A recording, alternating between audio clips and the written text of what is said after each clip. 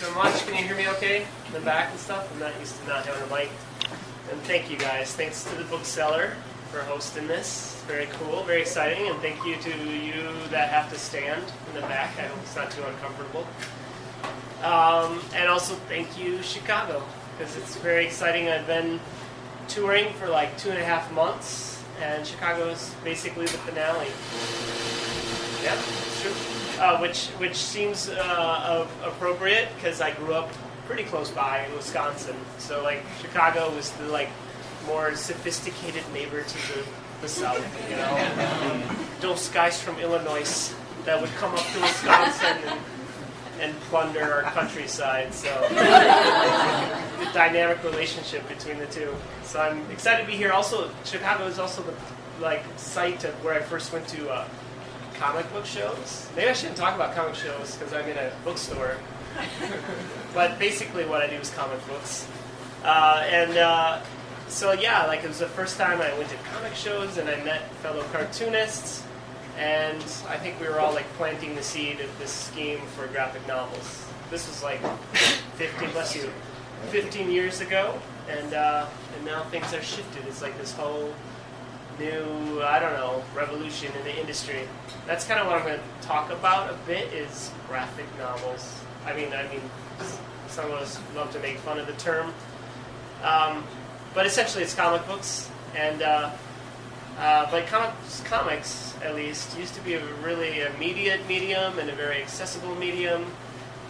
You know, the funnies in the newspaper, and now it's more akin to novel making, where you hole up in your studio for many years in the cavern and hopefully emerge, you know, on the other end with something to show, or be completely consumed by the cavern.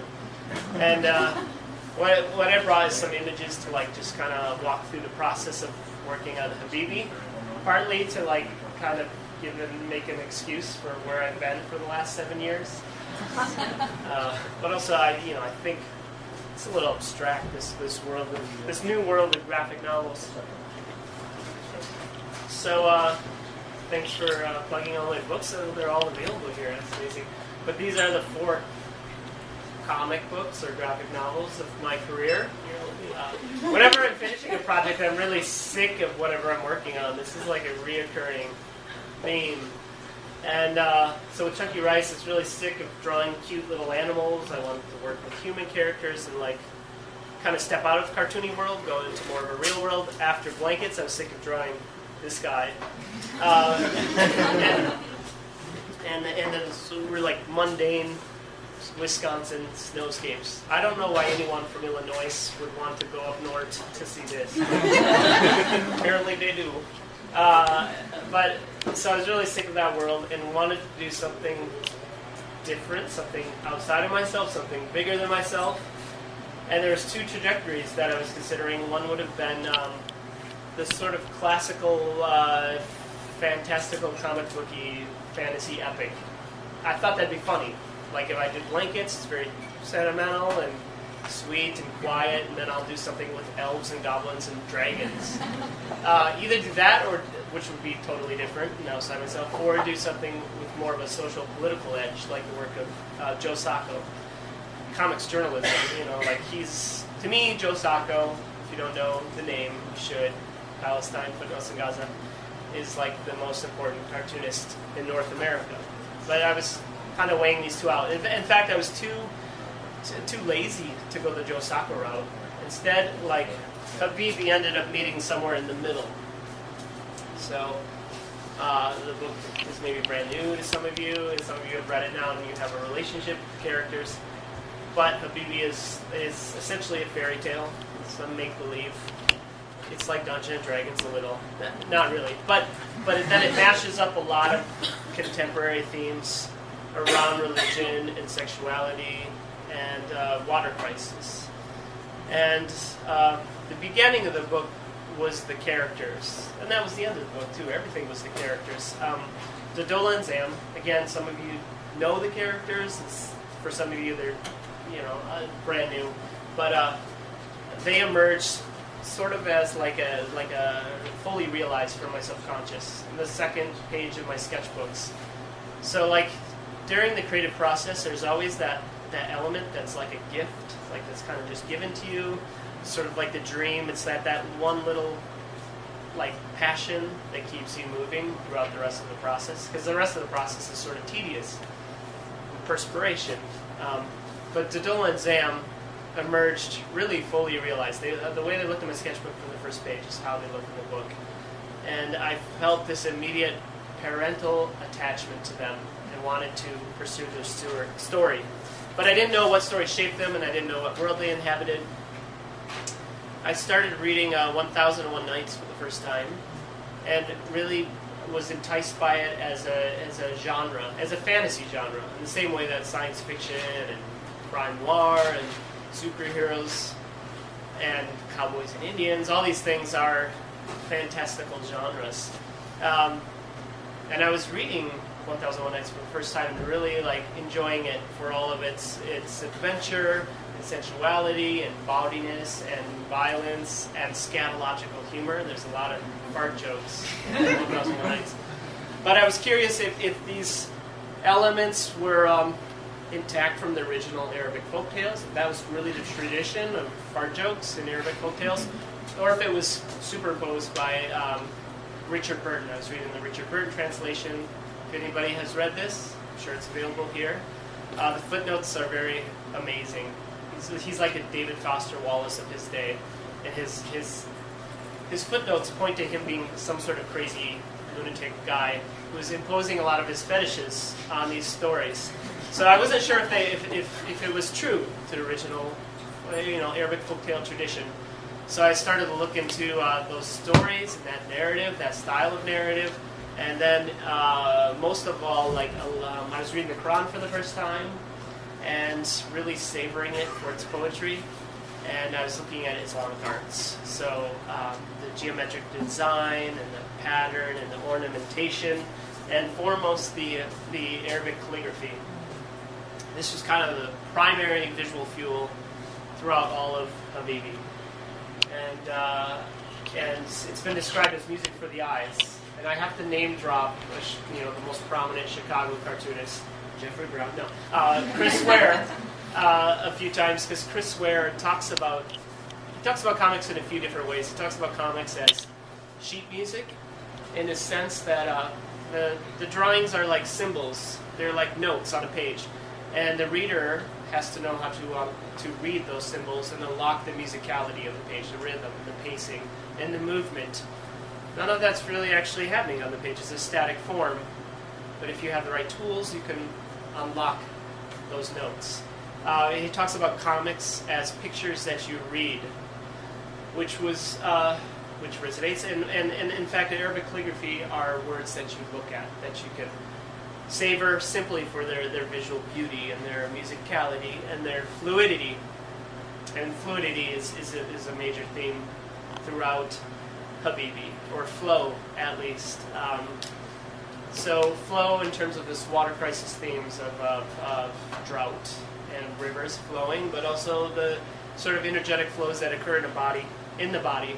So emotions and sexuality and spirituality. And I have this envy of this script coming from Romanized, culture, whatever, English text. Romanized letters seem so clunky and abstracted, and these Arabic letters still have, again, this sense of flow. And I can only think that influences an entire culture. If you think and write in this form, maybe you maintain some of that fluidity in the rest of your life. I think of comics more as calligraphy, because they're handwritten version of drawing. You're seeing the author's handwriting. And I'm going to jump ahead to the beginning of my writing process is usually just based on images. Images that I make up, but also images that I collect. And so these are my earliest sketchbooks way back in November 2003. So a long, long, long time ago. But if I saw an image and I responded to it, I would just copy it. Nothing special. But eventually some words start to leak in. Like I start to be curious about the stories behind the image. And that's sort of the beginning of deeper research. And I mean, the core of the book was based out of my imagination, but then I was drawing fast and loose from a lot of different reference. And in that reference, you know, I was reading, like I said, I was reading the Quran for the first time. I was researching the Ottoman Empire, and also I think a lot of modern day, like contemporary issues around slavery. Of course, slavery is as prominent, maybe more prominent than ever before in the history of civilization. It's just got new labels now in terms of globalization, and you know, and then also researching a lot around water crisis and dams, water ownership. The city of Wanatolia in Habibi is a not so subtle reference to the Great Anatolia Project, which is a series of dams in Turkey that essentially like cut off water flow to Syria and Iraq. So I just kind of stole that name, added W to it, partly as a reference to George W. And then made this little fairy tale world. It's essentially like a microcosm, like, you know, there's a castle on the hill and then there's the surfs below. It's not much more complex than that. But the problem was at first with fiction, I thought after doing blankets that fiction would be far easier. You would think so. But in fact, like writing fiction was like a choose-your-own-adventure novel where there was limitless possibilities. And sometimes that, you know, that freedom was paralyzing. Very much like the sacred medium of holy books like the Quran and like the Bible, and the very trashy pulp pop culture medium of comics. And this was a big inspiration as a child, speaking of sacred and profane. Timeless stories of the Bible in full color. And it's published by Faith Kids with a Z. And Christianity is really good at doing this, like, pop culturing of their religion.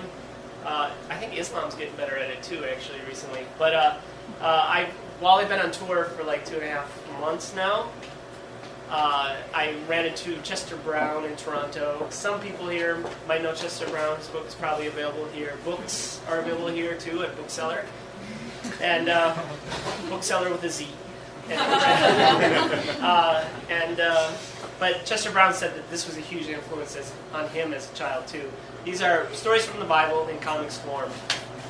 And actually I should give credit to Chester Brown too, because in the 90s he was taking the Gospels and kind of translating them into comics form. And that was when I was first getting interested in the comics medium. And so between the Picture Bible and Chester Brown, those are probably the earliest, you know, inspirations behind Habibi. Also, I mean, as a kid, I grew up in this really religious household, which, you know, a lot of people know because of blankets. It was one of these non-literary households, very working class. The only Bible you needed to read was, the only Bible you needed to read was the Bible. Also, the only book you needed to read was the Bible. So, like, I grew up, of course, reading, like, the Bible. For at least a decade of my life, I read it every day. And all the entertainment, all the media in the house was censored. So we could only watch, you know, the most G of the PG movies and the most milquetoast family entertainment sort of TV shows like Full House. And then there was no secular music allowed in the house, only contemporary Christian rock. And but comics, because they were like this kids medium, were below the censorship radar. So I really think it imprinted itself on my brother and myself, because I was where we were able to access like the most edgy entertainment. So it's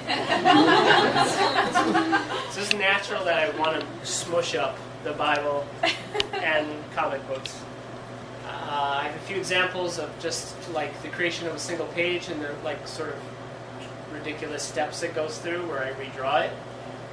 So here's a page. This is the first sketchbook version of the draft, somewhere at the end of 2003. And then, end of 2004. And then recycling it into a thumbnail version, and it's drawn much more sloppily because I've already drawn it once. And then the beginning of the final page, where I'm just working with, you know, pencil on Bristol board. I start penciling in the detail, and then more obsessive detail seeps in. And throughout, well, blankets at least, was meant to be very sparse and sort of barren. Again, like the Wisconsin snowscapes. But with Habibi, I was drawing so much influence from these Islamic arts, the ornamentation, the geometric design, all these dense swirling patterns that really affected the way I drew, where I was always bringing in all this dense swirling detail. And I was scavenging or stealing, sampling. I was like a DJ sampling all these collaging a lot of Islamic art influence in there. So here's like a frontispiece from a book that I had scanned and then chopped up in Photoshop. And I'm not opposed to using the computer as this like dirty little tool in the process, like an intermediate step. I would chop up the pattern in Photoshop and then trace it on a light box with my brush on the page. So again, the computer was okay as an intermediate step, but the final pages were always ink on paper. That was really important to me. Finally, everyone is asking me if I learned to speak or read Arabic for the book, and I have to shamefully confess that I didn't. I relied quite heavily on a circle of friends who were fluent in Arabic as consultants. These are kind of the same friends, actually, that were my consultants for most things Islamic, some Muslim readers. But I knew just the basic 28 letters of the alphabet of Arabic and learned to spot words in a sentence, but that's about the extent of it. What I was doing was essentially glorified tracing, like Jason Lee's character in Chasing Amy. Anyone's seen that? I was just a tracer. But whenever I exploited these existing bits of Arabic text, yeah, it wasn't arbitrary. It wasn't like, oh, that would be pretty. I'm going to put that there. That's pretty. It always was something that had to further enhance the image. I mean, the words and pictures are already interacting, and then this was another layer. And in fact, it was kind of words and pictures infused on another level.